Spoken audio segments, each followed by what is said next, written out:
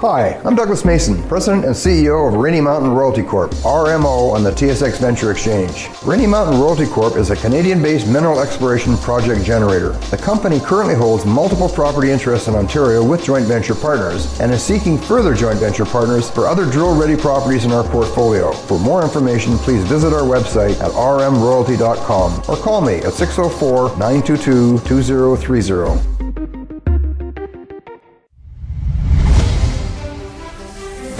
Welcome to the Goddard Report. Comments made on the Goddard Report and TalkDigitalNetwork.com are an expression of opinion only. Here is Jim Goddard. My guest is Sheryl McCumsey, founder of Pesticide Free Alberta. She's speaking to us from her new home of Powell River, where you hope to get established and perhaps set up a similar organization there, and also one for across Canada. Sheryl, it seems that glyphosate has become the main topic for so many people concerned about pesticides in their environment and their food. How often is it used and how common is it? Well, it's very common. It is the most widely used pesticide in Canada. I mean, you can get pesticide sales reports for certain provinces. Some no longer do that, but Alberta has tripled the use of this herbicide in a 15-year time frame and doubled the impact on agricultural land in that same time frame. And as well in BC, we do also see increases of pesticides. 2,4-D is used a little more in BC than in Alberta because of the kind of crops that are growing in BC. But across Canada, pesticides have increased by 40% in 5-year time frame, and most of that is glyphosate. That's according to the OECD report for Canada. So it is a big deal. And we're seeing it in water.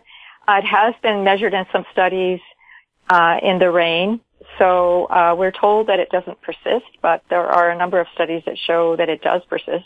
I talked to a scientist in Alberta that told me she's seen it years after it's used, so it doesn't just go away nicely, unfortunately.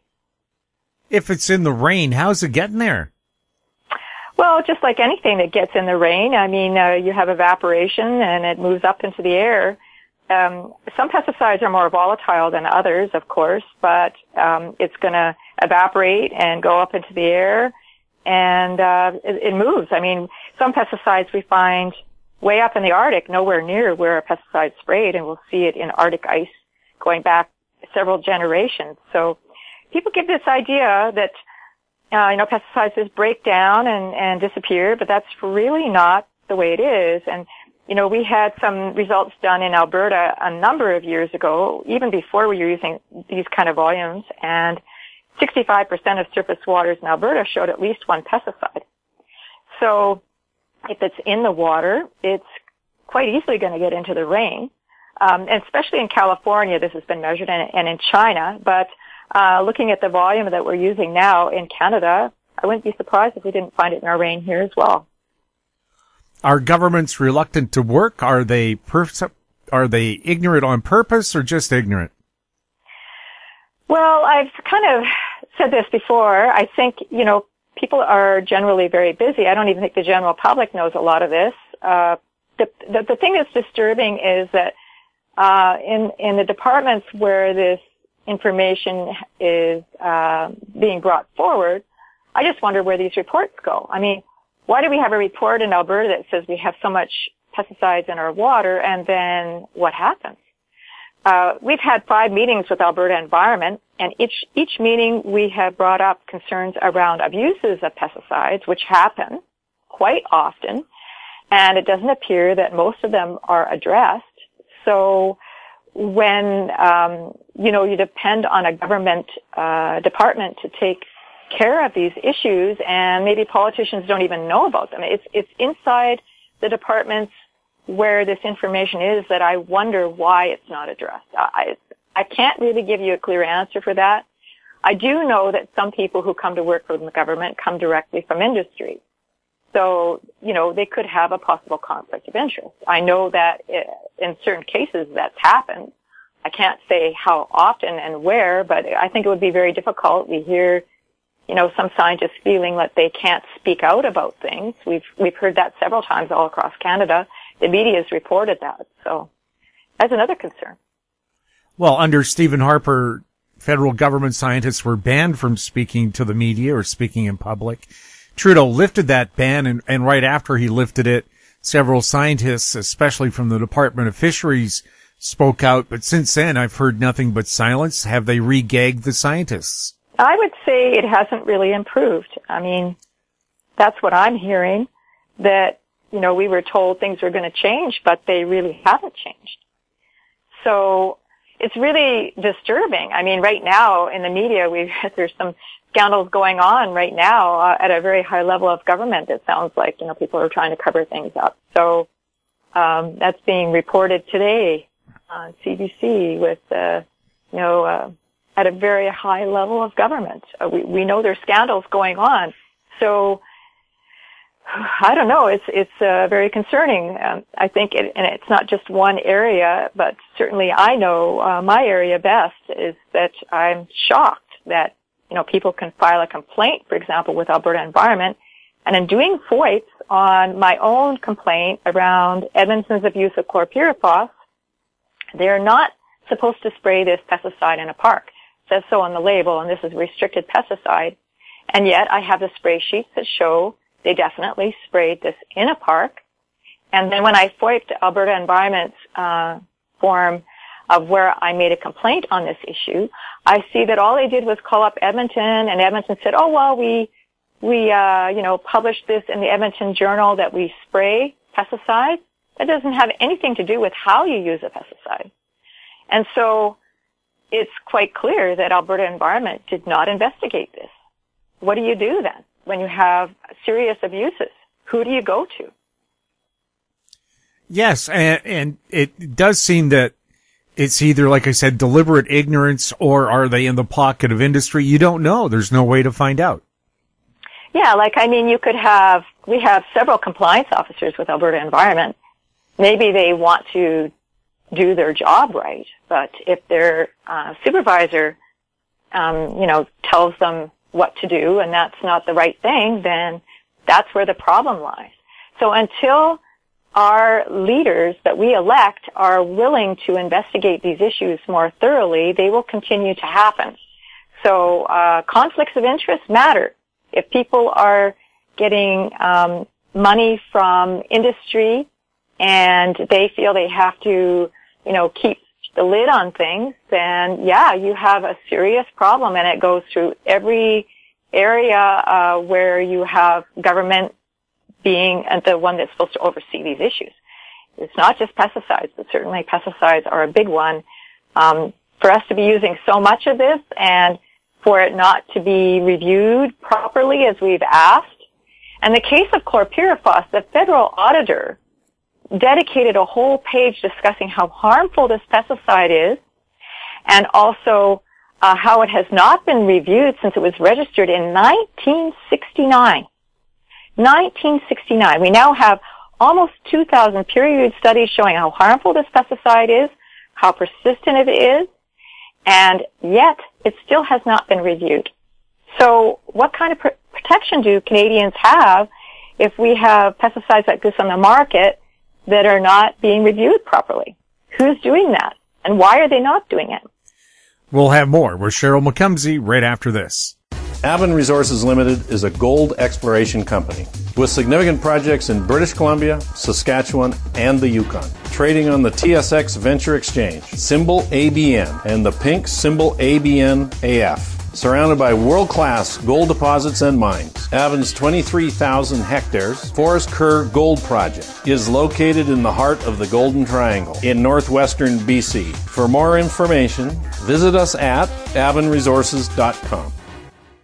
Grand Portage Resources recently completed the 2018 drill program on its 100% controlled Herbert Gold Discovery property located in the prolific Juno Belt in southeast Alaska. Drill results are expected through late 2018. Past drill results included numerous multi-ounce gold assays on multiple veins. Grand Portage trading symbols are GPG on the TSX Venture, GPTRF on the OTCQB, and GPB on Frankfurt. For more information, please visit our website, grandportage.com.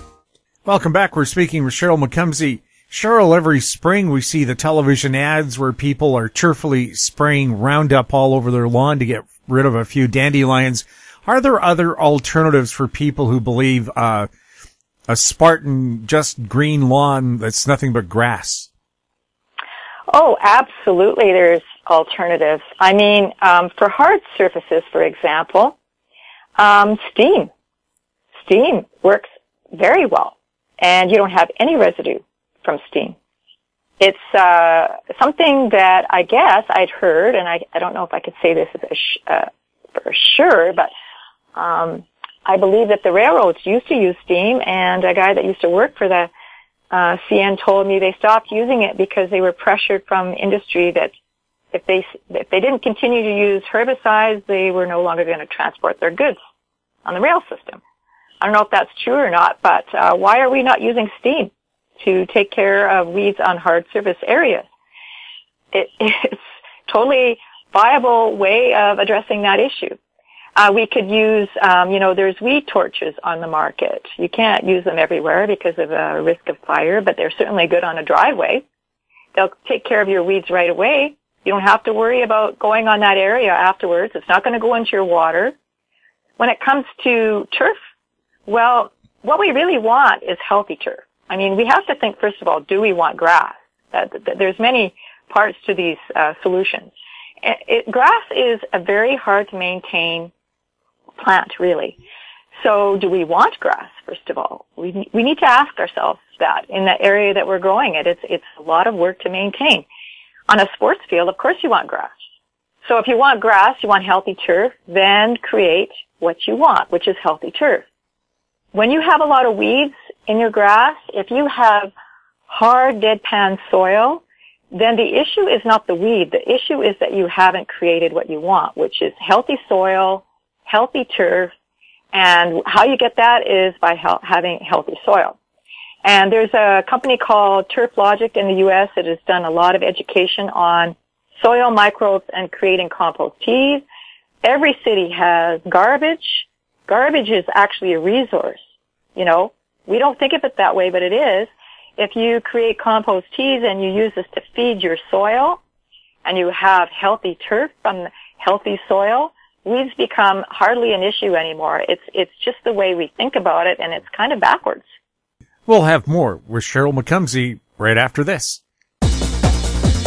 Hi, I'm Douglas Mason, President and CEO of Magnum Gold Corp, MGI and the TSX Venture Exchange. A 2015 drill program on the LH property intersected several high-grade gold intersections, including 11 meters of 20.66 grams per ton gold. Additional drill targets on the LH property have been identified by a 2018 drone airborne magnetic survey to further evaluate a pyrrhotite-enriched gold-bearing system. Please visit our website at magnumgoldcorp.com.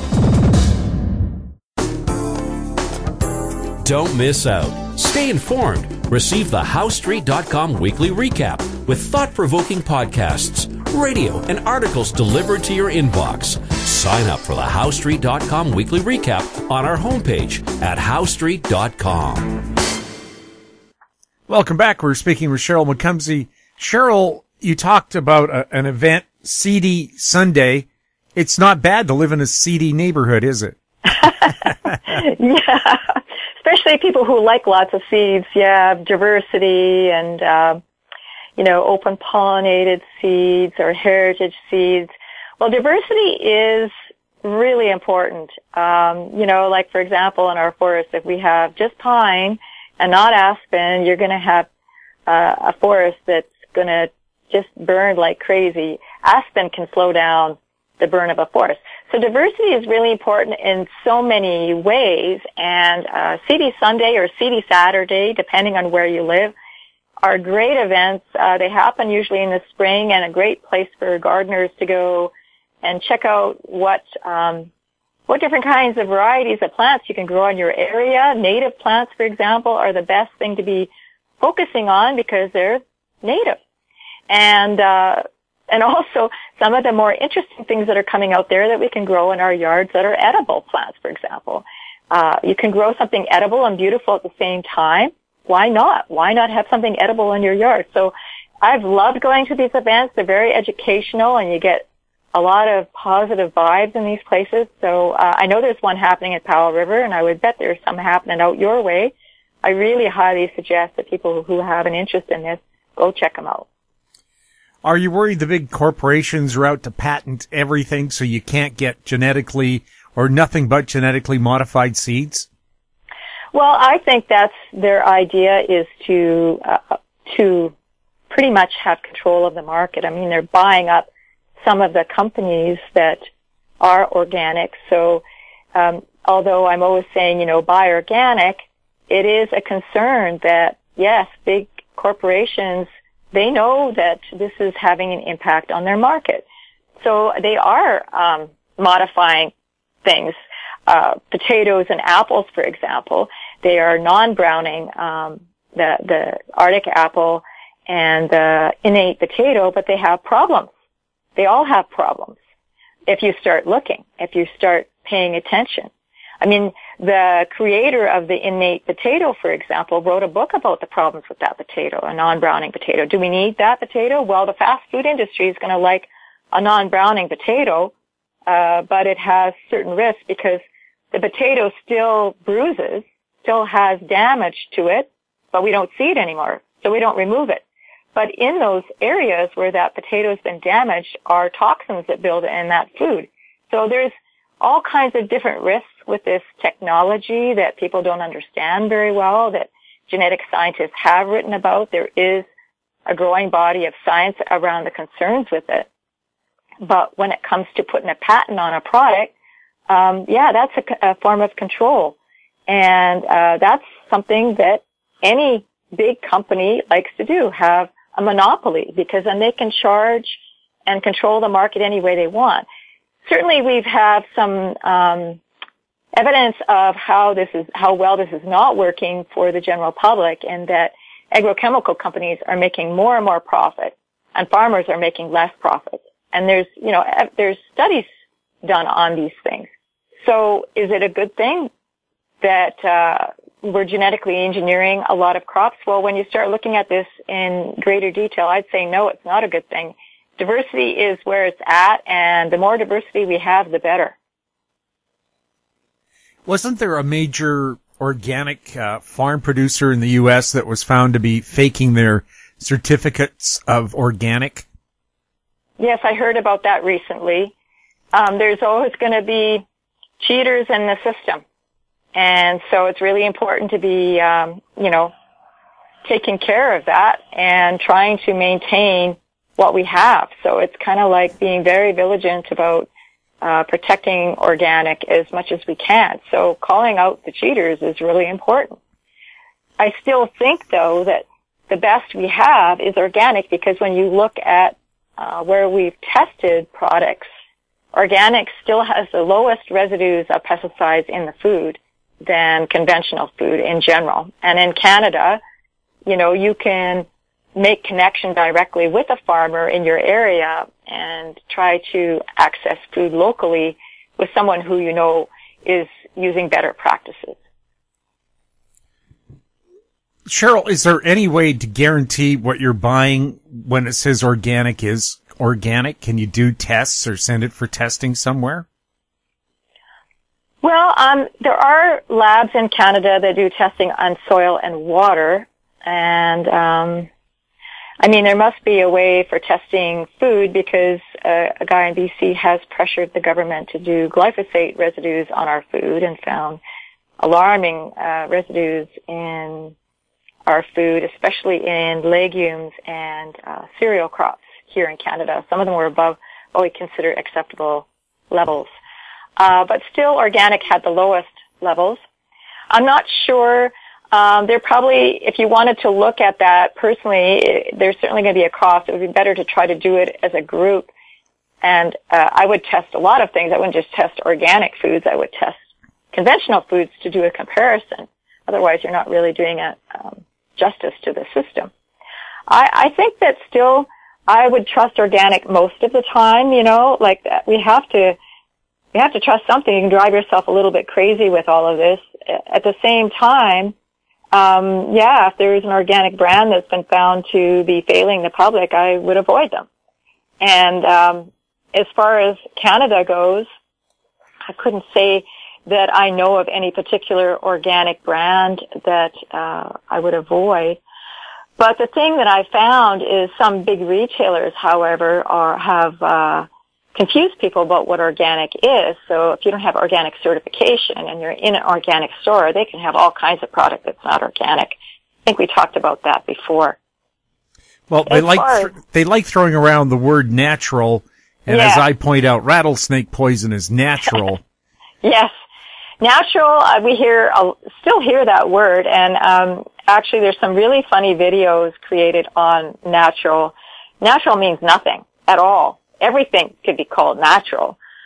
It means basically nothing. It's a marketing word, and when I see that word, I just laugh. There's nothing behind that word. Sometimes people mean well by it, but 99% of the time it means absolutely nothing. Organic does actually mean something.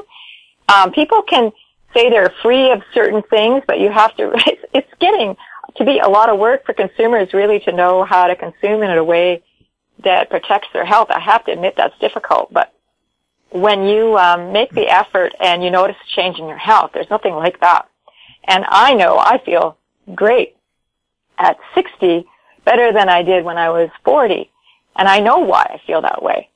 The impacts on the gut flora, is so important, and it's not just glyphosate that impacts our guts. There are other herbicides that also damage soil microbes. So we only have so much information on things. It's worth it for people to search this out as much as they possibly can, and I really do feel a lot for young parents today to try to sort all of this out. The best thing we can do is join hands with like-minded people and create coalitions to make a change for the better. Sheryl, any suggestions on how to do that? It's all you have to do is, decide this is something important to you and start talking about it and get together. If people want to contact me, I'm on Facebook, Pesticide Free Edmonton, and we, started a page for Canada. I haven't really been sharing that around much yet because I want to have conversations with people across Canada about how they want to create this group. But, there is a BC, Pesticide Free BC group. They're not all that big. They're in Victoria. And then there's Stop the Stray BC in, this kind of, coming from Prince George area. They're kind of focused on forestry. But, historically there have been groups in, just about every jurisdiction. There was a big push a number of years ago to get a cosmetic ban for BC. And, that never really happened. I know a lot of communities have done it on their own. So get together, and if you want some help with that, contact us, and I'll try to support you in creating and putting that together. I can provide information and go forward with that, because that's the best way to make change, getting together. And how can people contact you? Really probably the best way right now is on our Facebook pages. If you're not on Facebook, we have an email, pesticide free and the number 4 Canada@gmail.com. You can email me there, and I will see what I can do to help you out. Sheryl, thank you so much for chatting with us. Thank you, Jim. My guest has been Sheryl McCumsey, founder of Pesticide Free Alberta, and she just gave you the contact information. If you have any questions for Sheryl or any of our other guests, you can send them to info@howstreet.com. Find us on Twitter @TalkDigitalNet, our YouTube channel, Talk Digital Network. I'm Jim Goddard. Thanks for listening. Comments made on the Goddard Report and TalkDigitalNetwork.com are an expression of opinion only. The Goddard Report is available online and mobile at TalkDigitalNetwork.com. The Goddard Report is a production of Howe Street Media Incorporated.